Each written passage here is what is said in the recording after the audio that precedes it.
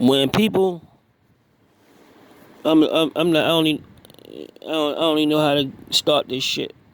Just straight from the top. Straight from the top, man. I'm not even gonna hold y'all, man. I said, man. I said Earl Spence gonna be better. I'm one of the first ones. Me and H Money. One of the first ones to say Earl Spence gonna come back better than ever. I just assessed the situation and put my input, put my life experiences and what I know. I say he gonna come back. I say he got something major to prove. I said every time Danny Garcia lose, him and his pop make excuses, saying that the judges robbed them and he never been clearly beat. I said if Earl Spence go in there, even after the car accident and Bailey beat, they gonna say, oh, they was in Dallas. If it's a close fight, they gonna act like they never lost. There's a few boxers in history, you talk to them to this day, or if they did, they were like they never lost a fight. I think Sweet Pea Whitaker was one of those boxers. He never really lost a fight. He could say he never really lost a fight. I said Earl Spence gonna go out there where everything is at stake.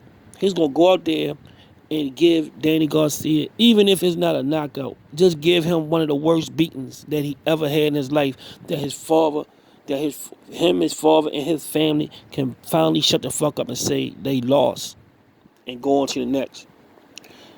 Can go on to the next. And I say he gonna come back and get in shape. When you see somebody not getting in physical, I'm talking about getting in physical shape. I'm talking about the cardio.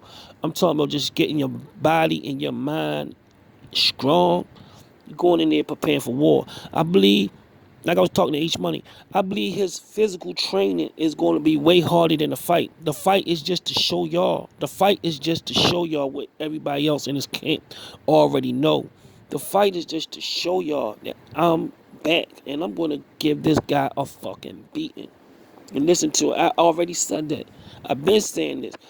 This is going Danny going to have his chances, but I believe the angles is going to be too far and wide for him to get his punches off. I think he got to be planted. He got to be planted, and you basically got to be a mouse and go right into the trap with Danny. If you go around the trap, Danny don't set no. He set his great trap, and you got to fall right into it. But if you paying attention and keep if Errol Spence keep his advantages and keep his southpaw advantages, he can easily beat this fight. But it's nothing easy. It's nothing in life that's worth anything that's easy.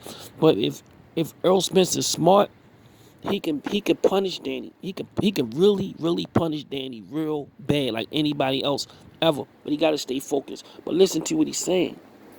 And winning this fight could go a long way towards accomplishing a significant cachet for yourself. I definitely have so more to prove. I mean, Danny Garcia, like I said, his resume, especially at 140, is great. He was unified champion, things like that. I mean, he's a great fighter. And I feel like nobody has really just beat him decisively and really, put a hurting on him or just, punish him. So for me to do that, that would, speak value, especially coming off, years of training like y'all. So that's what I'm looking to do. I'm looking to, have just a one-sided, beat, especially in my hometown. Errol, sometimes when fighters talk about they were trying to do X or Y or Z in a fight, it's excuse-making because the performance wasn't great. But in your case, I believe what you're saying. You, against Kell Brook in England, you walked him down out and were the boxer puncher and beat him up and knocked him out in a terrific fight.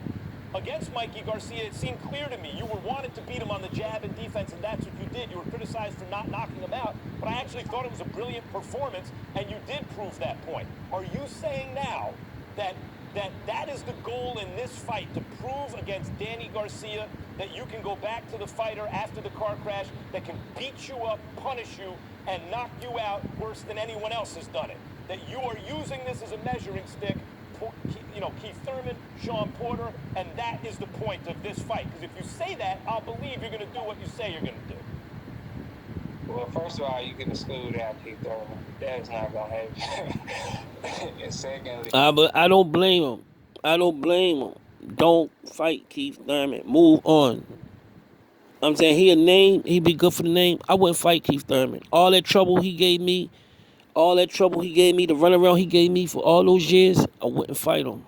I would fight him. I'll go on to Terrence Crawford and Manny Pacquiao, then I'll move up. I wouldn't fight him, man. Would not fight him. After I dumped the titles off in 2022, in 2022, he can pick up and fight whoever and go get the belts then. But he would never get a fight from me. Of course, man. I wanna make. I just want everybody. Everybody's been doubting me. Everybody's been saying, is he gonna be a shell of himself?